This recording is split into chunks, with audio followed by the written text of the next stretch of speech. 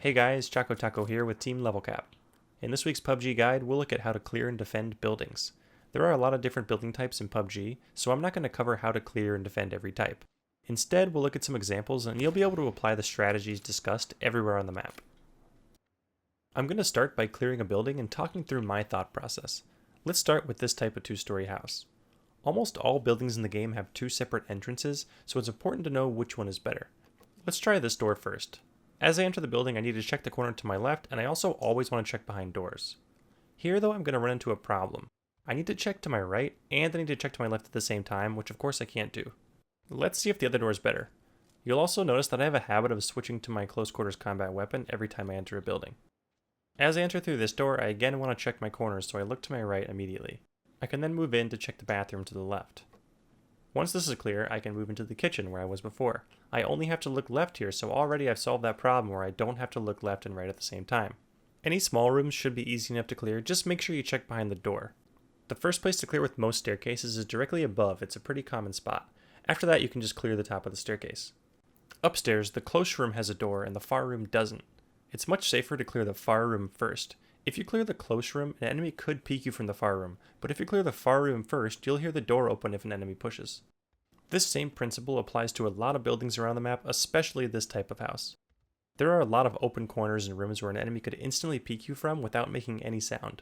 Again, it's better to clear the open areas first and then go back and clear the rooms with closed doors. Here's a clip of me getting killed because I was being careless when clearing this exact type of house. I did know there was an enemy around, but still should have taken the time to clear the open areas first. The one closed door made me think there was someone in the bathroom, but even if they were, it would have been safer to clear everything else before checking the bathroom. One thing you might have noticed earlier is that I switched to my AR when I was going up the stairs. Railings eat up entire shotgun shells, so I really recommend switching to an AR or a full auto weapon when you're fighting through a railing. I can't stress enough how important it is to make a habit out of having the right weapon out. With such a huge map and so many players, you never know when or where an enemy is going to appear. Having the right weapon out is going to drastically increase your chances of winning a fight in a building.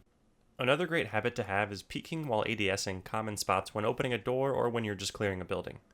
Most of the time you'll probably be aiming at nothing, but the important thing is to create a habit. Once you do it all the time, you won't have to think about it so much, and when there is actually an enemy there, you'll be prepared. The same thing goes for checking corners and for having the right weapon out. You might have to really focus on what you're doing at first, but eventually it will become second nature. A few more tips for clearing buildings. First, when you're going to clear a building, especially one you think an enemy's in, use other game sounds to mask your movements. Here I heard an enemy drive up to this compound, and there's a plane coming right overhead, so I saw this as a perfect opportunity to push up because the sound of the plane covers the sound of my footsteps, and it even covered the sound of me opening this door. Another thing that you can do when clearing a building, and I think is really underused in PUBG, is crouch walking. You can do this by holding walk, the default binding is control, while you're crouching. This makes your footsteps very quiet, but not quite silent. It's important to note that the sound you hear while crouch walking might seem loud, but the enemy will hear it differently. By using both the sound of the plane and crouch walking together, I was able to sneak up on this enemy, and if I wasn't a total potato, I could have gotten an easy kill. One last thing I want to talk about in regards to clearing buildings is stun grenades. They're probably the most underused thing in PUBG, but I use them all the time, especially when I'm clearing buildings. Stun grenades are very inconsistent because an enemy needs to pretty much be looking directly at it for it to work. We saw that the first stun grenade fully flashed me and the effects are pretty devastating. I can't see for several seconds and I can't hear anything either. Here though, I just turn around and I'm completely unaffected. Stun grenades have a short fuse time of only 2.5 seconds, so make sure you throw it early enough to avoid flashing yourself. At the same time, you don't want to throw it too early to give the enemy time to turn around. Another trick I use a lot is shooting out the bottom or the top of the door in order to flash into a room. This is also super effective with frag grenades and is really good if you know an enemy is in a small room, because you'll probably get the kill. Before we get to defending buildings, I want to talk about vehicle placement because it falls somewhere between clearing a building and defending one. Let's start with how I usually park my vehicles, especially toward the end of the game. I drive right next to the door I'm going to go into, get out of the vehicle, and get into the building as quickly as possible. Not only will this get you to cover the fastest, but it'll also allow you to get back into your vehicle if you need to leave with minimum risk. Even running 20 meters to your vehicle from a building could get you killed. If it's the mid-game or the early game, hiding your vehicle can give you an advantage when defending a building. You're basically giving the enemy less information. Garage houses can fit any vehicles and provide a really easy way for you to hide your vehicle.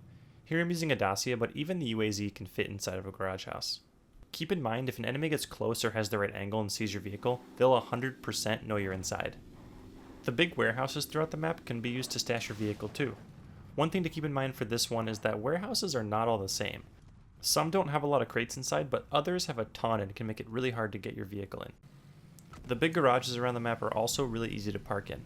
I know this seems so obvious and should go without saying, but I can't tell you how many times I've spotted someone's vehicle outside one of these, leading me to find an enemy and to get a kill. Most of the time though, you can't fully hide your vehicle, but there are some things you can still do to help. The first is protecting your tires. There are a ton of half walls like the ones around this building throughout the map, and if you park inside the walls, your wheels are more or less protected from being shot out.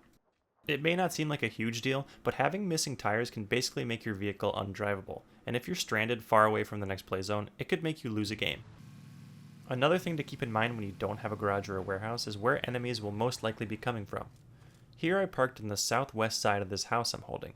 Enemies are most likely to come from the north and from the east since I'm on the edge of the circle, so they won't have any extra information about my position.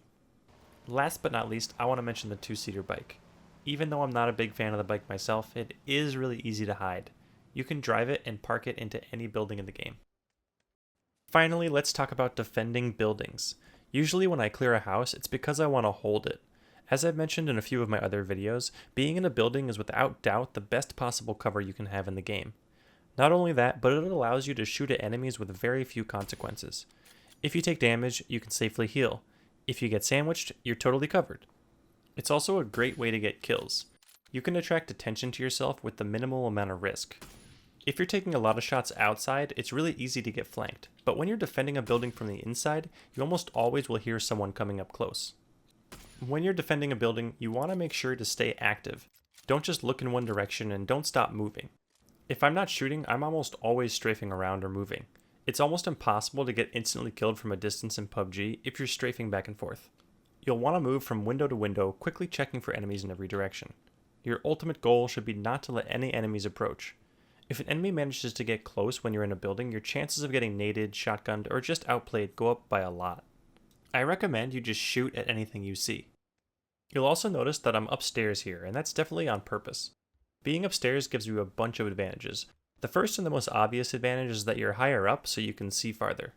Being upstairs also gives you the most protection from enemies that are close by. If you're downstairs and they open a door, you could easily be in their line of sight, but if you're upstairs, you'll hear the door open and have time to position yourself or maybe throw nades downstairs. The last major advantage of being upstairs is that most buildings and houses have balconies or windows that you can escape through, so this gives you more options if you get pushed. If you get into a fight, whether it's close range or long range, make sure to make use of different angles available to you. Peeking the same window or door multiple times is going to make it easy for an enemy to line up a shot. Also, it's pretty easy to make an enemy feel overwhelmed by peeking multiple angles. You want to be in control of the fight and make your enemies react to what you're doing. If you get a kill, think about whether or not you need to loot. I love looting as much as the next guy, but usually once I'm in the mid to late game, I don't end up looting unless I really need meds or ammo.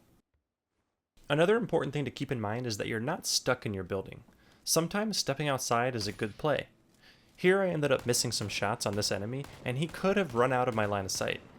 Rather than let him do that and give him the opportunity to get up close, I just jumped out of the window and picked up the kill.